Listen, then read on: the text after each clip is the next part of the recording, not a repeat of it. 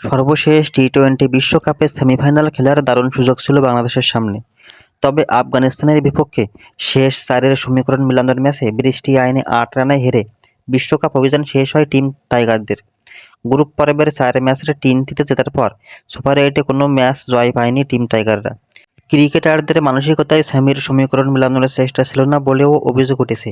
বিশ্বকাপ শেষে অনেক আগেই দেশে ফিরেছে ক্রিকেটাররা। এর মধ্যে বিদেশি লিগেও ব্যস্ত সময় পার করছেন কয়েকজন ক্রিকেটার। তবে বিশ্বকাপ ব্যর্থতার কথা সহজে ভুলতে পারেনি ক্রিকেট ভক্তরা। এবারে জানা গেল বাংলাদেশ দলের পারফরম্যান্স রিপোর্ট হাতে পেয়েছেন বিসিবি সভাপতি নাজমুল হাসান পাপন। একই সঙ্গে রিপোর্টের কপি পেয়েছেন ক্রিকেট অপারেশনস কমিটির চেয়ারম্যান জালাল ইউনুস। সেই রিপোর্ট সম্পর্কে জালাল ইউনুস বলেন, যেহেতু কনফিডেন্সিয়াল রিপোর্ট সভাপতির কাছে দেওয়া হয়েছে, একটি কপি আমিও পেয়েছি। এটা নিয়ে আমাদের মধ্যে আলাপ আলোচনা করা দরকার। আলাপ করার পর আপনাদের বলতে পারবো। এখানে এক জনের মন্তব্য এক এক রকম, কোচের এক রকম, ম্যানেজারের আরেক রকম। সেজন্য না বসে আলাপ আলোচনা না করে আপনাদের বলা ঠিক হবে না।